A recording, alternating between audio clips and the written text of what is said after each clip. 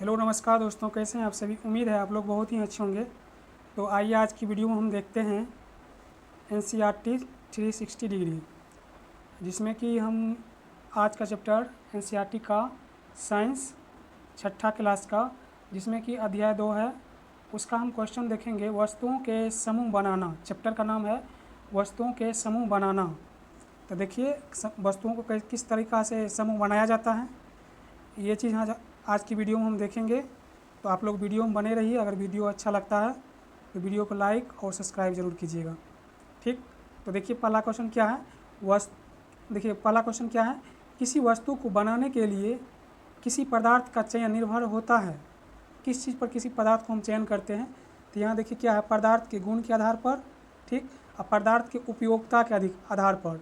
तो देखिए ये 1 और 2 दोनों सही है, ये 1 और दोनों सही है, इसीलिए ऑप्शन इसका ए नंबर सही हो जाएगा, ठीक। इसका आइए डिस्कशन थोड़ा देखते हैं क्या है।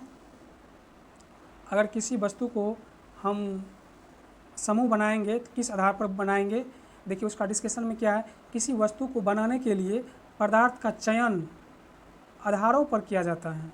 किस आधार पर किया जाता है, पदार्थ के चयन आधारों पर किया जाता है, पदार्थ के गुण के आधार पर किया जाता है। जैसे वस्तु की मजबूती, अगर कोई वस्तु है वो मजबूती के आधार पर चयन किया जाएगा, लचीलापन के आधार पर, गर्म या ठंडा सहने की क्षमता पर, जंग प्रतिरोधकता के आधार पर, इत्यादि गुणों के आधार पर पदार्थ का चयन किया जा सकता है, समूह बनाया जा सकता है। दूसरा क्या है, उपयोगिता के आधार पर, जैसे कि वस्तु को हम किस तरीका से उपयोग करते हैं उसके आधार पर वस्तु के उद्देश्य या कार्य भी पदार्थ के चयन का महत्वपूर्ण भूमिका है। उदाहरण के लिए बिजली के तार के लिए तांबा कॉपर का चुनना, क्योंकि यह अच्छा चालक होता है। कॉपर क्या होता है, अच्छा चालक होता है। इसीलिए पदार्थ का चयन गुण और उपयोग दोनों के आधार पर किया जा सकता है। नेक्स्ट क्वेश्चन देखिए क्या है, पदार्थ में क्या क्या आता है। कांच, ए नंबर ऑप्शन है कांच धातु, बी नंबर है प्लास्टिक लकड़ी रुई, और डी नंबर ऑप्शन है उपयुक्त सभी। तो इसका ऑप्शन हो जाएगा डी, उपयुक्त सभी। किसकी कोई भी पदार्थ है, तो दुनिया में जितना भी वस्तु है सभी पदार्थ से मिलकर बना है। इसीलिए पदार्थ में क्या क्या आता है, तो जितना भी वस्तु आप देख रहे हैं आँखों से सभी पदार्थ से बना होता है, इसीलिए ऑप्शन डी हो जाएगा। आइए इसका थोड़ा हम डिस्कशन को देखते हैं, ठीक। यहाँ क्या है, हमारे चारों ओर की वस्तुएं अथवा एक से अधिक पदार्थ से बनी होती है। ये पदार्थ कांच, धातु, प्लास्टिक, लकड़ी, रुई, कागज, पंख, मृदा हो सकते हैं। क्या आप पदार्थ के और अधिक उदाहरण के विषय में विचार कर सकते हैं। सही बात है, कर सकते हैं। जितना भी वस्तु है सभी पदार्थ से बना हुआ है, उस तरीक़ा से हम देख सकते हैं। तो आइए नेक्स्ट क्वेश्चन तीसरा नंबर देखिए क्या है, निम्नलिखित में से चमकदार सामग्री होते हैं। सोना, ऑप्शन ए नंबर में सोना, ऑप्शन बी नंबर में रबर, ऑप्शन सी है चाक, ऑप्शन डी है पुस्तक। तो ऑप्शन ए हो जाएगा सोना, चमकदार। तो सोना क्या होता है, चमकदार होता है, लचीला होता है, इसीलिए ऑप्शन ए हो जाएगा सोना। आइए इसका हम थोड़ा सा डिस्कशन को भी देख लेते हैं। क्या है, लोहा, तांबा, एल्युमिनियम, सोना धातु के उदाहरण है। कुछ धातुएं बहुधा अपनी चमक खो देते हैं और द्युतिहीन दिखाई देने लगती है। ऐसा उन पर वायु नमी की अभिक्रिया के कारण होता है। इसीलिए हम केवल ताजे कटे पृष्ठ पर ही द्युति दिखाई देती है। सोना एक चमकदार धातु है, ये पॉइंट याद रखिएगा। सोना एक चमकदार धातु है, ठीक। तो यहाँ से क्वेश्चन बन सकता है, ठीक। अब थोड़ा सा और देखते हैं। ऑप्शन क्या कहते हैं, द्युतिमय का अर्थ होता है कठोरता, मुलायम, पारदर्शी, चमकीला। तो क्या हो जाएगा, द्युतिमय का अर्थ क्या हो जाएगा, चमकीला हो जाएगा। ऑप्शन सी इसका सही होना चाहिए, ठीक। आइए इसका डिस्कशन देखते हैं। ऑप्शन सी सही है। आप देखिए क्या है, द्युतिमय का शाब्दिक अर्थ यानी कि अर्थ क्या होता है, वस्तु चमकदार होना चाहिए, चमक वाला होना चाहिए। द्युतिमय का अर्थ होता है चमकदार या चमक वाला, ठीक। इसके बाद है यह शब्द द्युति से बना है, जिसका अर्थ होता है प्रकाश, चमक और तेज होता है। इसीलिए चमकीला शब्द द्युतिमय का सही अर्थ बनता है। चमकीला शब्द द्युतिमय का सही अर्थ बनता है। आइए नेक्स्ट क्वेश्चन को हम देखते हैं। पाँचवा नंबर क्वेश्चन है, कठोर पदार्थ कहा जाता है जिनको दबाना मुश्किल होता है, सही बात है। संपीड़ित करना कठिन होता है, ये भी पॉइंट सही है। तो इसका ऑप्शन हो जाएगा सी। ऑप्शन क्या हो जाएगा? सी। मतलब कि ए और बी दोनों सही है, ठीक ना। आप देखिए कठोरता का हम नियम, कठोरता क्या क्या चीज़ पर निर्भर करता है। तो यहाँ देखिए क्या है, जब आप विभिन्न पदार्थों को अपने हाथों से दबाते हैं तो उसमें कुछ को दबाना, संपीड़न करना कठिन होता है, सही बात है। जैसे कि रबर को दबाइए या लोहा को दबाइए, दबाना मुश्किल हो जाएगा, जबकि कुछ अन्य आसानी से संपीड़ित हो जाता है। धातु की एक चाबी लीजिए तथा इसमें लकड़ी, एल्युमिनियम, पत्थर का टुकड़ा, कील, मोमबत्ती, चाक, अन्य कोई पदार्थ अथवा वस्तु के पृष्ठों को खरोंचने का प्रयास कीजिए। आप कुछ पदार्थ को आसानी से खरोंच सकते हैं, जबकि कुछ अन्य पदार्थ को इतनी आसानी से नहीं खरोंचा जा सकता है। ये वे पदार्थ हैं जिन्हें आसानी से संपीड़ित किया अथवा खरोंचा जा सकता है, कोमल पदार्थ कहलाते हैं। जिसको हम आसानी से संपीड़ित या खरोंच सकते हैं उसको हम क्या कहेंगे? उसको हम कोमल पदार्थ कहेंगे, कोमल पदार्थ। तो ये चीज़ याद रखिएगा। नेक्स्ट देखिए, और इसमें डिस्कशन दिया गया है, क्या है? जिन्हें दबाना या संपीड़ित करना कठिन होता है कठोर पदार्थ कहलाता है। ये चीज़ आप याद रखिएगा। जिसको दबाना और संपीड़ित करना कठिन होता है उसको हम क्या बोलेंगे? कठोर पदार्थ बोलेंगे। देखिए उदाहरण के लिए रुई अथवा स्पंज क्या होता है? कोमल होता है, जबकि लकड़ी क्या होता है? कठोर होता है। दिखावट में पदार्थों में विभिन्न गुण हो सकते हैं, जैसे द्युति, कठोर, खुरदरता अथवा चिकना होना। क्या आप अन्य गुणों के बारे में सोच सकते हैं जो किसी पदार्थ के दिखावट का वर्णन करते हैं? सोच सकते हैं, क्यों नहीं सोच सकते हैं। अगला देखिए क्वेश्चन क्या है 6 नंबर का, निम्नलिखित में से कौन सा एक धातु नहीं है? क्या है? धातु नहीं है। लोहा हो गया ऑप्शन ए में, ऑप्शन बी में लकड़ी, ऑप्शन सी में सोना और ऑप्शन डी में चांदी। तो यहाँ क्या बोल रहा है? धातु नहीं है। जाहिर सी बात है लकड़ी जो है वो धातु है, इसीलिए ऑप्शन बी इसका सही आंसर हो जाएगा। आइए थोड़ा इसका डिस्कशन भी हम देख लेते हैं। डिस्कशन में क्या है? पदार्थ जिनमें इस प्रकार की द्युतिमय होती है वे प्रायः धातु होता है, जैसे लोहा, तांबा, एल्युमिनियम, सोना धातुओं के उदाहरण हैं। कुछ धातुएं बहुधा अपनी चमक खो देती है और द्युतिहीन निभृक दिखाई देने लगती है। ऐसा उन पर वायु की नमी की अभिक्रिया के कारण होता है, इसीलिए हमें केवल ताजे कटे पृष्ठों पर ही द्युतिहीन दिखाई देता है। लकड़ी एक धातु नहीं है, यानी कि अधातु है। आइए नेक्स्ट क्वेश्चन को देखते हैं। 7 नंबर क्वेश्चन क्या है? निम्नलिखित में से औसत कथन को पहचानें। निम्नलिखित में से औसत कथन को पहचानें। ऑप्शन एम है, पदार्थ जिसे संपीड़ित करना कठिन हो कठोर पदार्थ कहलाता है, सही बात है। जिस पदार्थ को संपीड़ित करना कठिन होता है वह कठोर पदार्थ कहलाता है। इससे पहले हम डिस्कशन कर चुके हैं, ये बात सही है। पदार्थ जिसे संपीड़ित करना आसान एवं खरोंचना आसानी से किया जा सकता है उसे कोमल पदार्थ कहते हैं, सही बात है ये भी। इसीलिए ऑप्शन इसका सी हो जाएगा। ऑप्शन इसका इसमें क्या बोल रहा है? ऑप्शन सी, धातु हमेशा चमक बनी रहती है, धातु में हमेशा चमक बनी रहती है, ऑप्शन सी। तो यही हो जाएगा ऑप्शन सी, धातु में हमेशा चमक बनी रहती है। ऐसा बात नहीं है कि धातु में हमेशा चमक बनी रहती है, इसीलिए ऑप्शन सी इसका सही हो जाएगा। कुछ टाइम के बाद धातु भी अपना चमक खो देता है, इसीलिए औसत कथन को बोल रहा था पहचानने के लिए, इसीलिए उसका सी आंसर हो जाएगा। जब आप विभिन्न पदार्थों को अपने हाथों से दबाते हैं तो उसमें कुछ को दबाना, संपीड़ित करना कठिन होता है, सही बात है, जबकि कुछ अन्य आसानी से संपीड़ित हो जाता है। धातु की एक चाबी लीजिए तथा इससे लकड़ी, एल्युमिनियम, पत्थर का टुकड़ा, कील, मोमबत्ती, चाक, अन्य कोई पदार्थ अथवा वस्तुओं के पृष्ठ को खरोंचने का प्रयास कीजिए। आप कुछ पदार्थ को आसानी से खरोंच सकेंगे, जबकि कुछ अन्य पदार्थ को आसानी से नहीं खरोंच सकेंगे। जिसको हम आसानी से नहीं खरोंच सकेंगे वो प्रायः क्या हो जाएगा? आसानी से नहीं खरोंच सकेंगे पदार्थ वे आसानी से संपीड़ित किया जा सकता है अथवा खरोंचा जा सकता है, वह कोमल पदार्थ कहलाता है। जबकि अन्य पदार्थ जिसे हम संपीड़ित करना कठिन होता है कठोर पदार्थ कहलाता है। उदाहरण के लिए रुई अथवा स्पंज कोमल है, जबकि लकड़ी कठोर है। ठीक, आगे देखिए इसमें क्या दिया गया है। आगे है, पदार्थ इसमें एक प्रकार की द्युति होती है, जैसे लोहा, तांबा, एल्युमिनियम, सोना।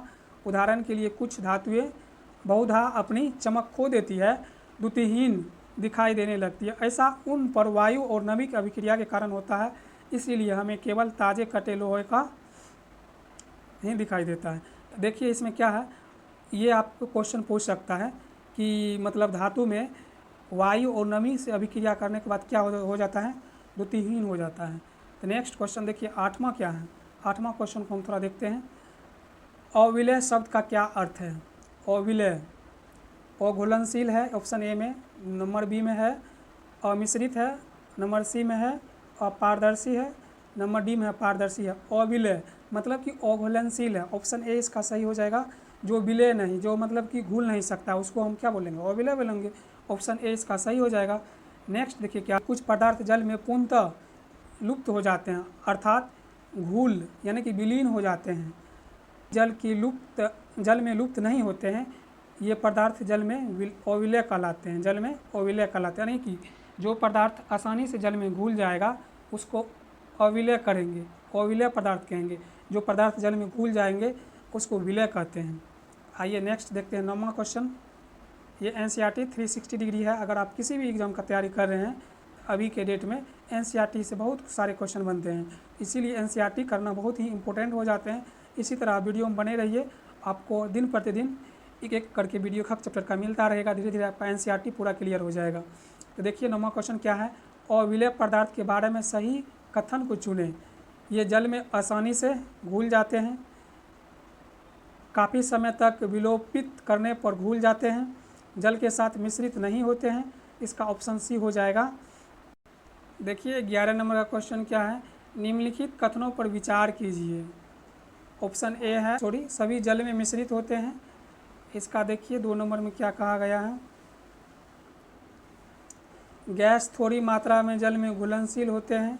उपयुक्त में तो बी नंबर जो ऑप्शन था तो ये गलत है, गैस थोड़ी मात्रा में जल में घुलनशील होते हैं, ये भी गलत दिया गया है, इसीलिए ऑप्शन सी इसका सही आंसर हो जाएगा।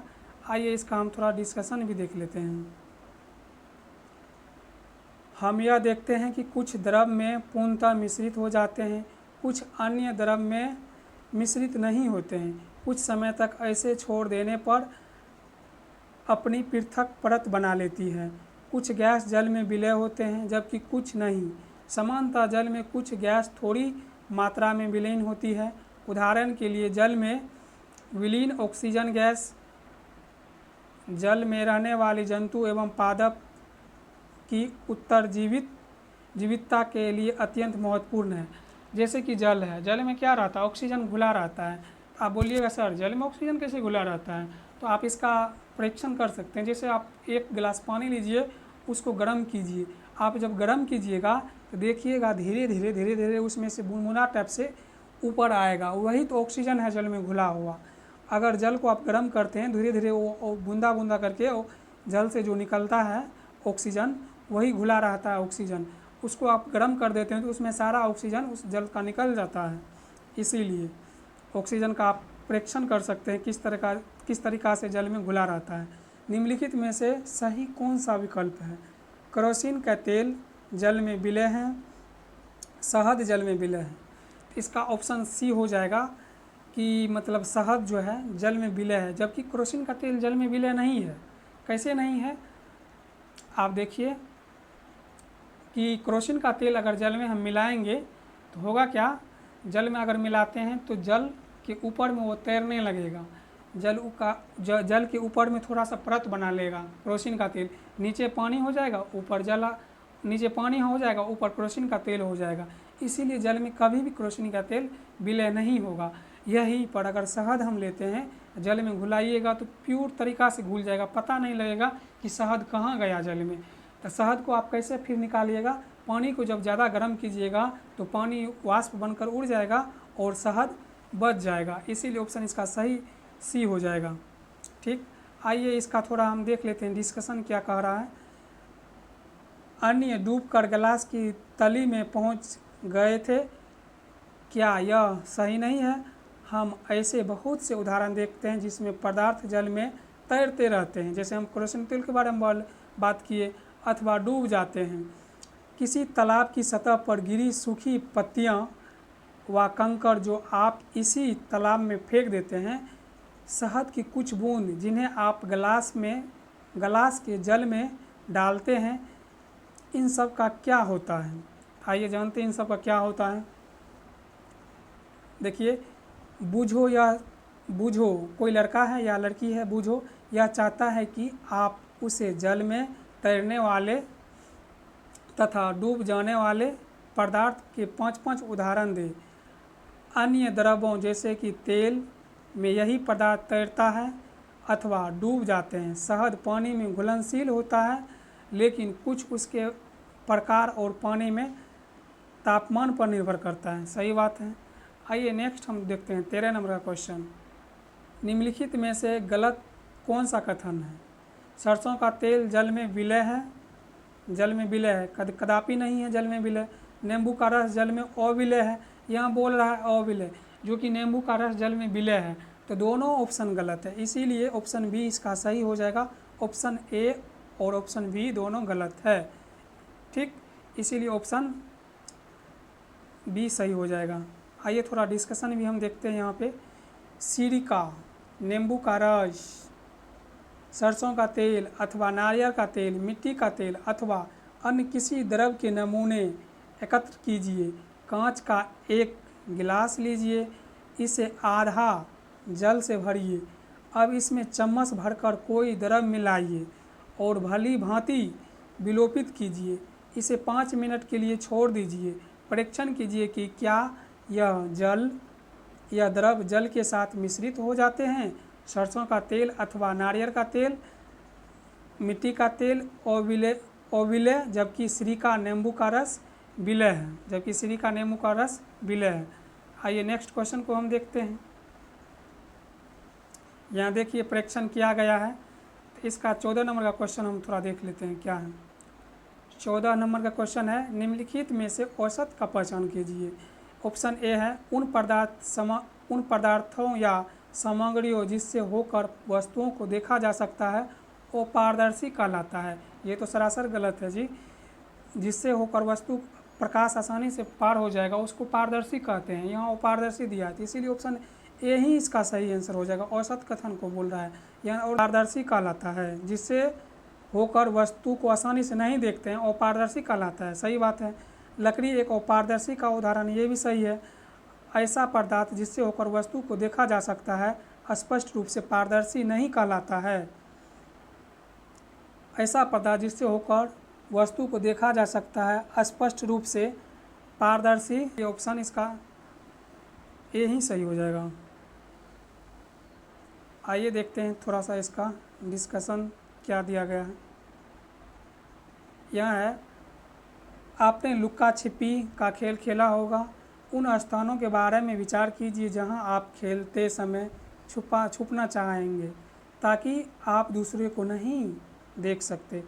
आपने इन स्थानों पे ही क्यों चुना? क्या आपने कभी शीशे की खिड़की के पीछे छुपने की कोशिश किया? स्पष्ट रूप से नहीं, क्योंकि ऐसा करने से आपका मित्र शीशे से देखकर आपका पता लगा लेगा। उन पदार्थों अथवा सामग्रियों जिनसे होकर वस्तुओं को देखा जा सकता है उसे तो पारदर्शी कहते हैं, जैसे कांच हो गया, जल हो गया, वायु हो गया, कुछ प्लास्टिक उदाहरण है। इसका देखिए और दिया है डिस्कशन। पराया, दुकानदार, बिस्कुट जिसको बोलते हैं, मिठाई, अन्य खाद्य सामग्री कांच अथवा प्लास्टिक के पारदर्शी पात्रों में अधिक रखना पसंद करते हैं, जिससे आदमी देख करके वो वस्तु खरीद सकते हैं। आइए नेक्स्ट हम देखते हैं